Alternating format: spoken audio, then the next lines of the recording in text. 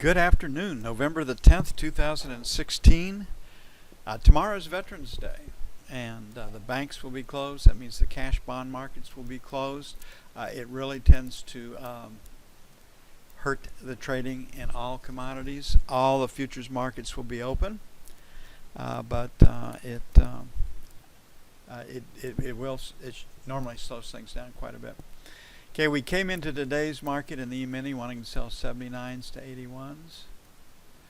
Failure to take that out, quote unquote. There it was, V-top. If you're late to the game, any of these three S's would have worked. Our first buy was 60 to 62. We did say early on that it might take us 65 to get in, and they do make us pay up to get in early. There's no way to get around it, so I was just a skosh late on getting my order in, but we talked through that trade and worked out just as planned. Our second buy zone was 50 to 52. Gave it a lot of room. And bingo, that gave us the trades out of this area. We had our low put in right here. We waited for a retest failure. And then what we had all day long, and we talked about it, was that this 50-lot trader did not abandon the long side of the market. And works all the way up to here. And we're getting a strong close. So I believe the Dow is going to make new highs first. No one gets fired for buying Dow stocks, but I believe all the indexes will see new highs right here. We certainly have the potential for it. So I still like the long side of the market. Looking at the F1 screen in the E-mini, higher low, higher high, find a place to buy it. And Mark pointed out today that we look at the market the same way every day. Over time, this will build a subconscious template in your mind. You'll just start to, as it becomes rote, you'll start to become very, very attuned to what's going on, and you'll be able to recognize subtle changes. Okay, have a low volume number here at 72. We have today's high just above 78, and we have the other high about 80. So right now we're at 68 on the assumption that we close right here. First trade is selling 74, 76. Second trade is 79 to 81. On the buy side, we'll put 60, 62 out there. And then 50, 52.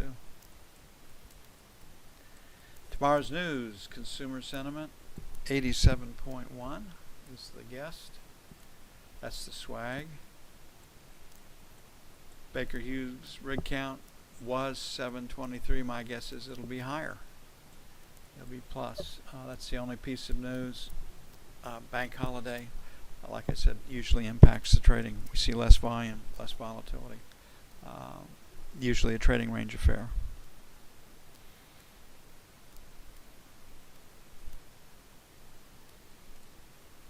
Now, if we bust out and we go above 781, then I think the 2190 is going to be the next resistance area.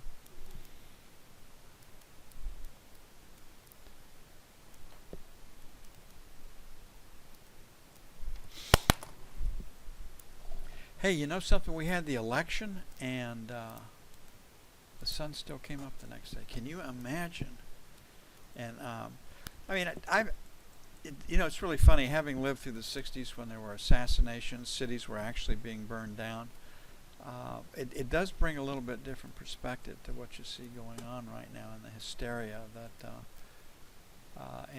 what I don't understand, and it certainly wouldn't fit in my generation, is that we've got safe zones and comfort zones, and we have to counsel kids as opposed to telling these kids, it's kind of a part of life. You got to learn how to deal with it. Oh, really? So, the template they view life through is quite a bit different than what we grew up with.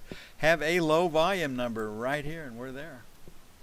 Bust through that, 2623 is the next stop. We have this breakout from, it's like 2708. So 2624 to 2712 is pretty good support. My guess is we will not take it out tomorrow. But this screen certainly tells you to find a place to sell it.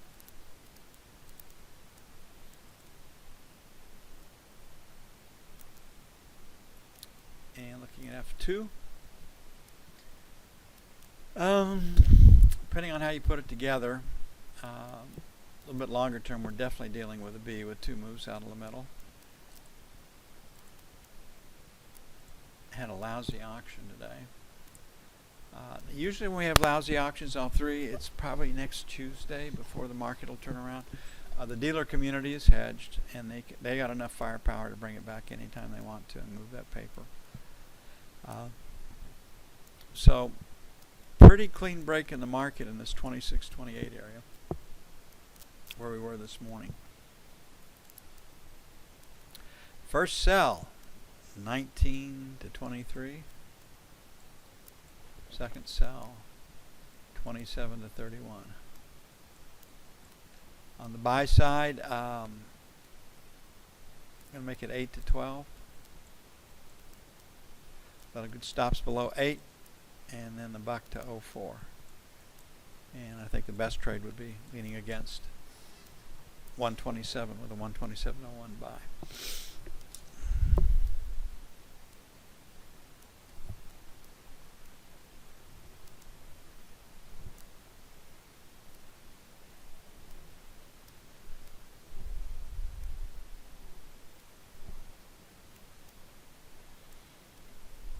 I hope everybody's having fun, and I hope that we can keep, the right attitude towards our trading.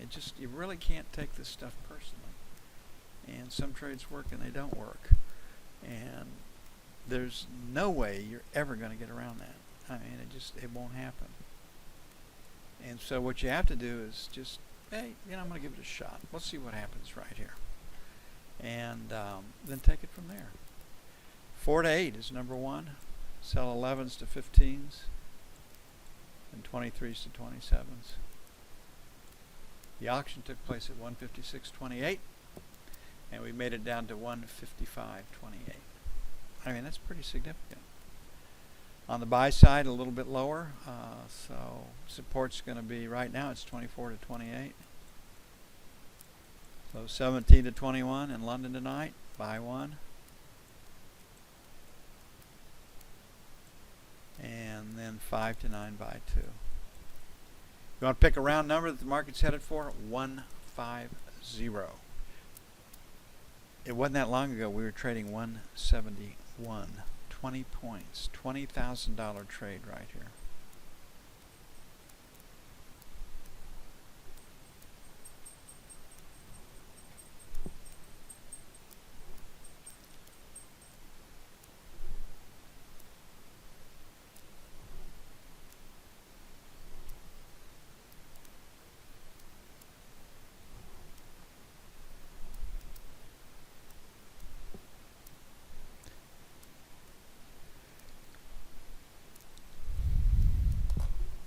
Looking at gold, 1250.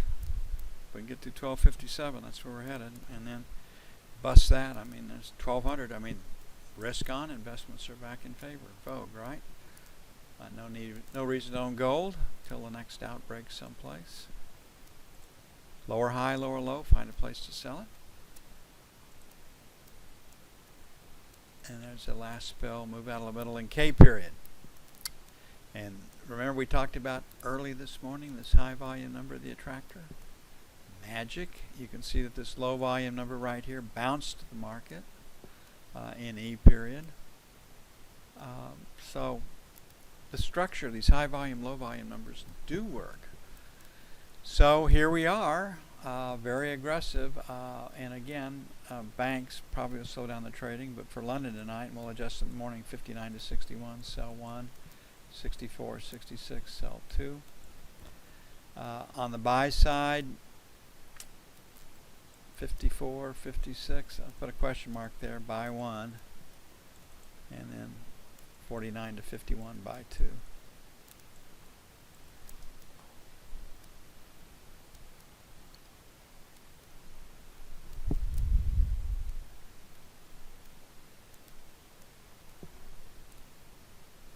I disappointed my insurance agents. No changes were made in what we had today. Bummer, dude. But that's kind of important. The insurance business knows how to close business and how to keep customers. You will visit your clients on a regular basis. You will do this. You will do that. They don't become complacent. I forget what they used to call that, where you can come steal another person from an existing real estate agent. And it's cross-company. It's just not internally. But if you can get the new client to show that he called you, you didn't call them and solicit them, and that the purpose of the meeting was not to switch salesman on the account. So they understand the sales game and how to protect books and how to protect their salespeople. Okay. Inside day trading range on the F1 screen on crude, and if we put it all together, pretty pronounced B. So I'm going to lower our buy zone. We're going to make it 44 and a quarter, buy one, then 43.50, 43.75, buy two. I do like the sell side of the market, 44.75, 45. 45 and a quarter, 45.50.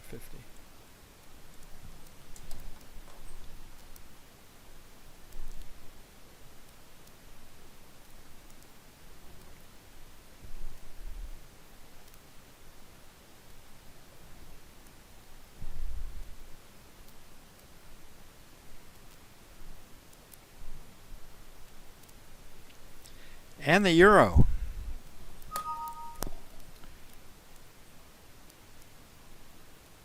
I don't. I have Coventry, which I believe is Aetna.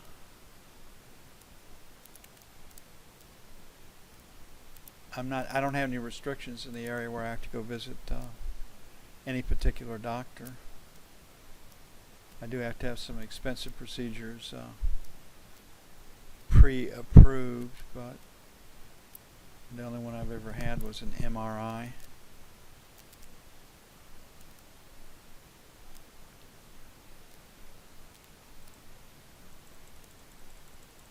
We do our house with USAA, which is pretty hard to beat. Okay. For some reason this one didn't go in my numerous restarts today.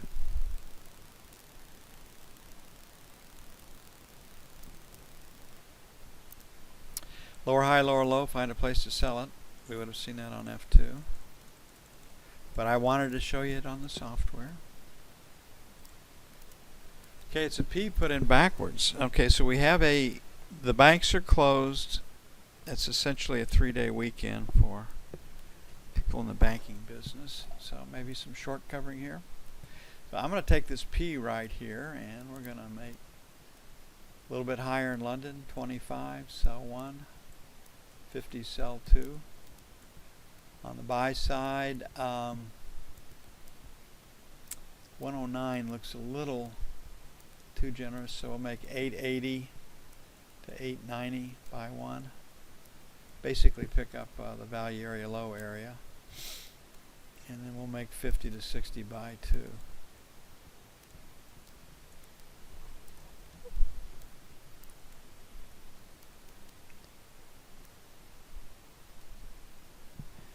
Talked to my geologist friend who works out the same place that I do, and he says the drilling activity in Kansas is actually pretty good, all things considered. We never lost it here because people didn't want to give up the structure. You can produce here profitably, $25, $30 oil, and close to Cushing, and a lot of different reasons. But people were reluctant to drill and replace reserves because of that flush production. Like the first 6 to 9 months, you lose over half and sometimes 70% of your production. But the wells are relatively cheap. So he says the drilling activity is pretty good, even in natural gas. We're big. We have the longest producing natural gas field, big one, Hugoton, out here, and it's been produced pretty well too. So things are looking up in the oil patch, and if they release the